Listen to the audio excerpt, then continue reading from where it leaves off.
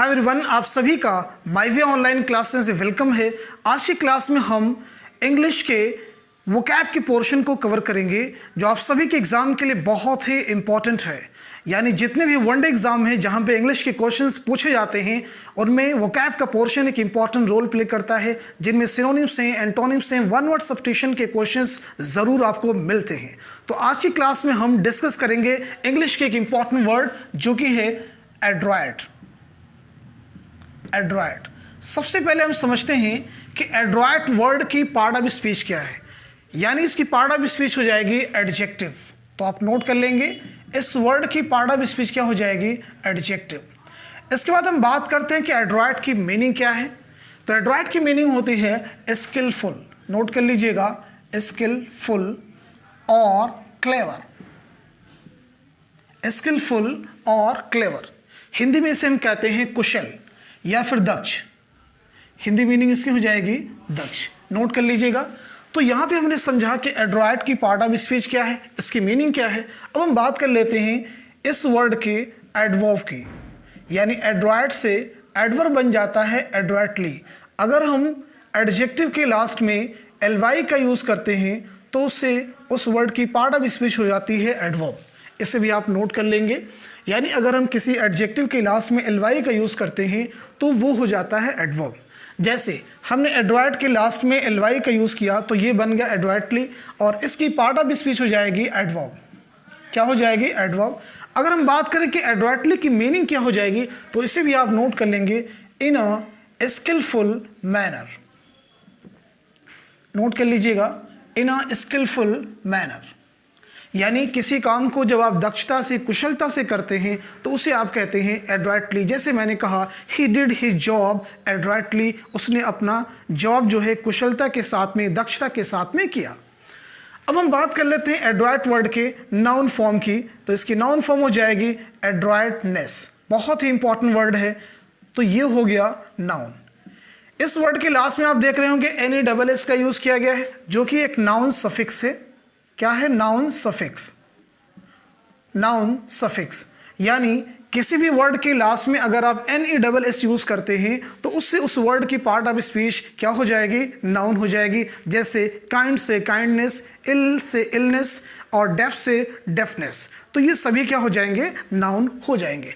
अगर हम बात करें एड्रॉयटनेस की मीनिंग क्या हो जाएगी तो आप नोट कर लेंगे, एड्रॉयटनेस की मीनिंग हो जाएगी स्किल, या फिर इसकी मीनिंग कह सकते हैं क्लेवर से हो जाएगा क्लेवरनेस। हिंदी में से आप कहेंगे कुशलता या फिर दक्षता। क्या कहेंगे? कुशलता या फिर दक्षता। नोट कर लीजिएगा, कुशलता या फिर दक्षता। यहां पे एक इंपॉर्टेंट चीज हमने डिस्कस की है, वो है नाउन सफिक्स। हम कुछ और भी इंपॉर्टेंट नाउन सफिक्स को इसी के साथ में समझ लेते हैं। जैसे एक इंपॉर्टेंट नाउन सफिक्स है MENT, एक इंपॉर्टेंट नाउन सफिक्स है TY, एक इंपॉर्टेंट नाउन सफिक्स है SHIP, एक इंपॉर्टेंट नाउन सफिक्स है HOOD यानी हुड, एक इंपॉर्टेंट नाउन सफिक्स है DOM, एक इंपॉर्टेंट नाउन सफिक्स है ANCE या फिर ENCE। ये सारे इंपॉर्टेंट हैं। इसी के साथ में एक इंपॉर्टेंट नाउन सफिक्स है TION। ध्यान से देखिएगा, TION। अब इनकी एक एग्जाम्पल भी हम देख लेते हैं। जैसे MENT से एक वर्ड आप नोट कर सकते हैं मैनेजमेंट। क्या वर्ड हो जाएगा? मैनेजमेंट। देखिएगा इसके लास्ट में MENT यूज कर रहे हैं, इसका मतलब है इस वर्ड की पार्ट ऑफ स्पीच क्या हो जाएगी? नाउन हो जाएगी। इसी तरह से TY, जैसे यहाँ पे हो जाएगा ऑनेस्टी। तो ऑनेस्टी वर्ड की पार्ट ऑफ स्पीच क्या है? नाउन। शिप से हो जाएगा आपका फ्रेंडशिप। नोट कर लीजिएगा, फ्रेंडशिप।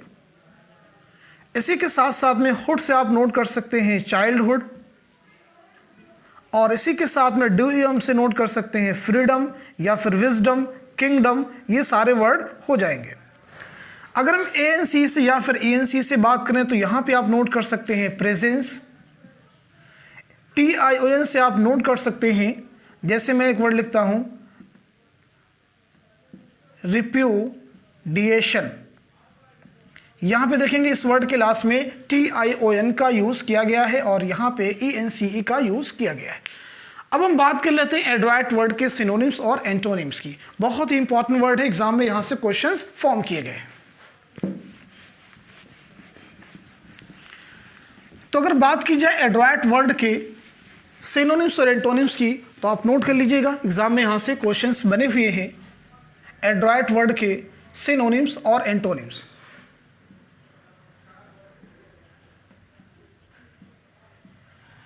जैसे तो पहला वर्ड आप नोट कर लेंगे अकम्प्लिश्ड,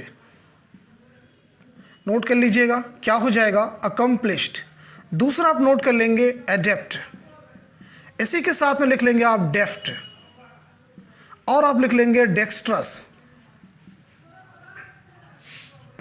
इसी के साथ साथ में आप नोट कर लीजिएगा और भी इंपॉर्टेंट वर्ड हैं, जैसे आप नोट कर सकते हैं स्किलफुल, आप नोट कर सकते हैं आर्टफुल, आप नोट कर सकते हैं मास्टरफुल,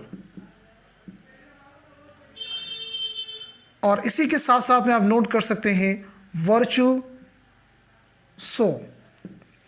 ये सभी वर्ड इंपॉर्टेंट हैं जो एग्जाम में आपसे पूछे जा सकते हैं। इसी के साथ साथ में आप नोट कर सकते हैं प्रोफिशिएंट, प्रोफिशिएंट।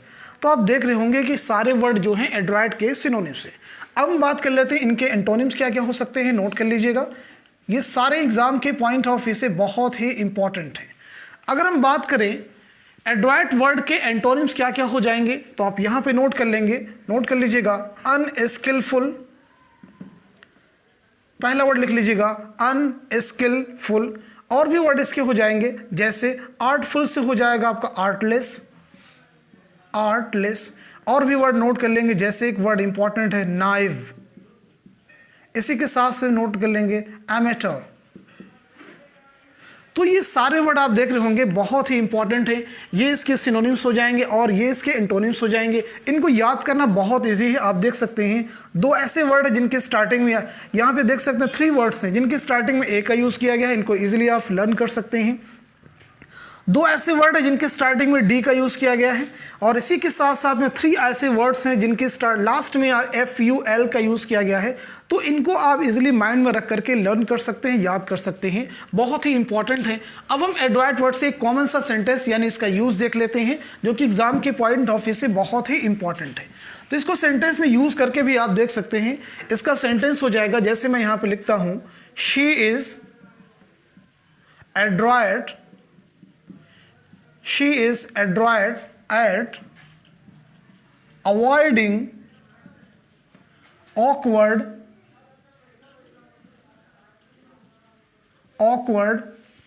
questions।